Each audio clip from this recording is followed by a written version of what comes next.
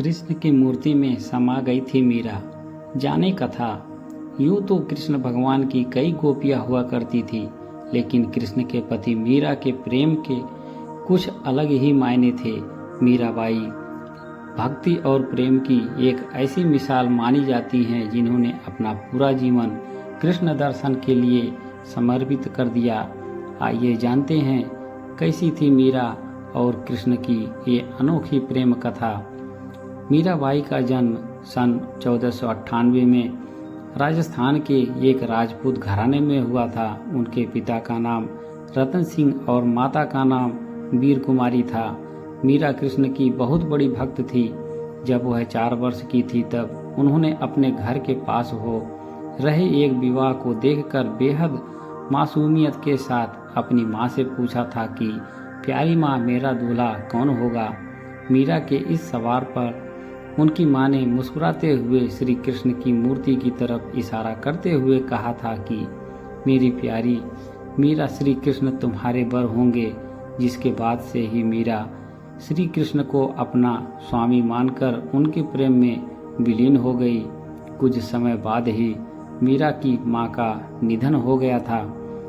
जब मीरा बड़ी हुई तो उनके मन में ये विश्वास था कि श्री कृष्ण उनसे शादी करने जरूर आएंगे। मीरा बेहद खूबसूरत और स्वभाव की कोमल थी। वे बहुत सुरीली आवाज में गाना गाती थी, लेकिन मीरा की शादी मेवाड़ के महाराणा सांगा के पुत्र राणा सांगा से हुई। मीरा से ये शादी नहीं करना चाहती थी, लेकिन परिवार के जोर देने पर उन्हें ये शादी करनी पड़ी। माना जाता है कि शादी के बाद भी मीरा का प्रेम कृष्ण के लिए कम नहीं हुआ। विदाई के समय कृष्ण की वही मूर्ति अपने साथ लेकर गई जिसे उनकी माँ ने उनका दूल्हा बताया था।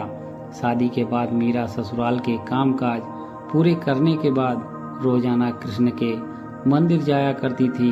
वहां जाकर वह श्री कृष्ण की मूर्ति की पूजा करती, उनके लिए मधुर आवाज में भजन गाती और नृत्य भी करती थी।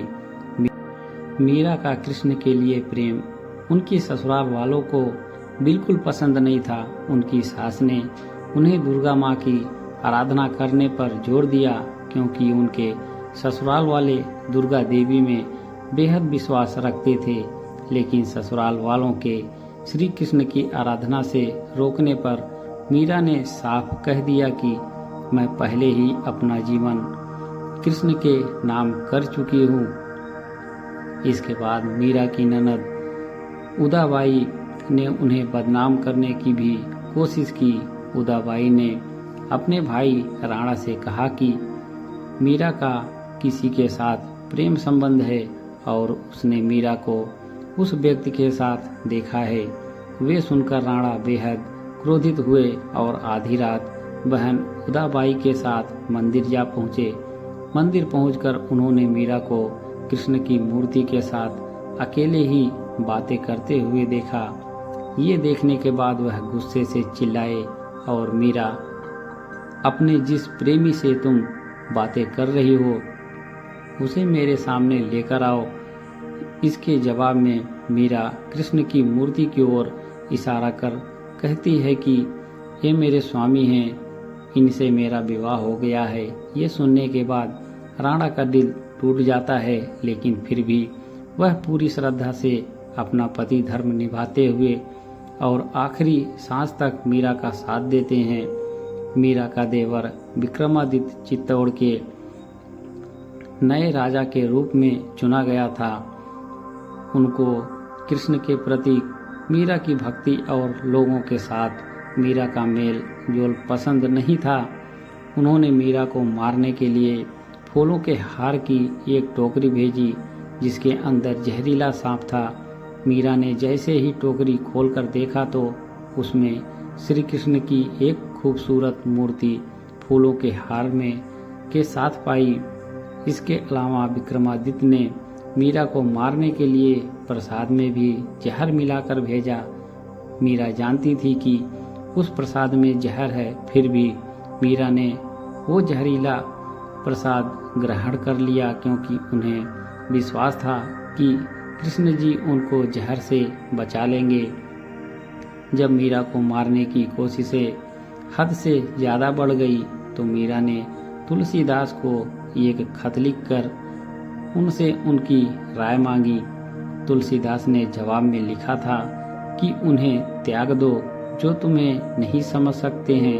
भगवान के लिए प्रेम ही सच्चा प्रेम होता है, दूसरे रिश्ते झूठे और वक्की होते हैं। मीरा का जीवन उस समय पूरी तरह बदल गया जब अकबर और तानसेन वेश बदलकर मीरा के गाने सुनने चित्तौड़गढ़ के मंदिर में आ पहुँचे। उन्होंने मीरा के पवित्र चरण छूकर कीमती जवाहरात की माला कृष्ण की मूर्ति के आगे रख दी। जैसे ही राणा को ये सूचना मिली वह बेहद क्रोधित हो गए, जिसके बाद उन्होंने गुस्से से मीरा को कहा कि जाकर डूब मरो और जीवन में कभी भी अपना चेहरा मत दिखाना। तुम्हारी वजह से मेरी और मेरे परिवार की बहुत बदनामी हो चुकी है, तुमने हमें लांछित किया है। मीरा ने राणा की कही बातों को पालन किया और वह गोविंदा गिरधारी गोपाल जपते जपते कृष्ण के ख्यालों में नाचते गाते नदी की ओर बढ़ने लगी। जैसे ही मीरा ने नदी में कूदने की कोशिश की, पीछे से किसी ने उसके हाथ को थाम लिया और वह गिरने से बच गई। मीरा ने मुड़कर देखा तो अपने प्रेमी कृष्ण को पाया। कृष्ण को अपने पास देखकर मीरा को विश्वास ही नहीं हुआ और वह कृष्ण की गोद में बेहोश होकर गिर पड़ी।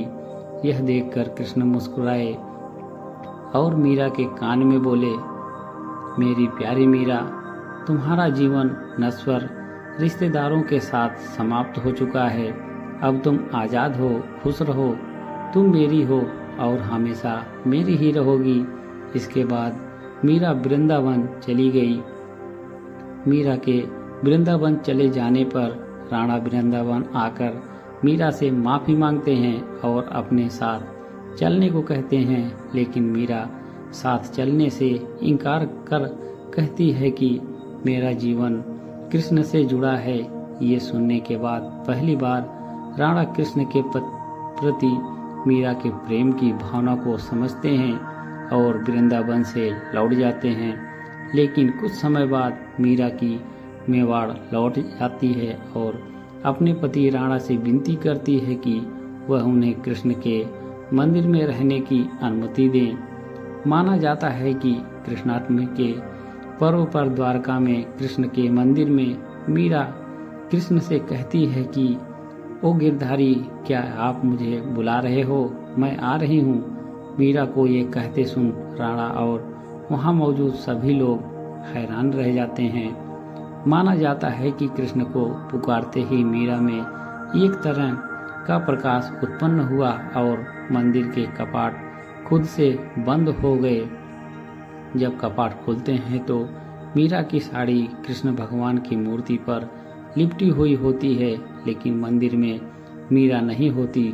सिर्फ मीरा और उनकी बांसुरी की आवाज़ सुनाई देती है। माना जाता है कि मीरा कृष्ण की मूर्ति में ही समा गई थी। वीडियो पसंद आया हो तो एक लाइक अवश्य करें और चैनल को सब्सक्राइब करना ना भूलें। हमारे YouTube चैनल पर बने रहने के लिए धन्यवाद।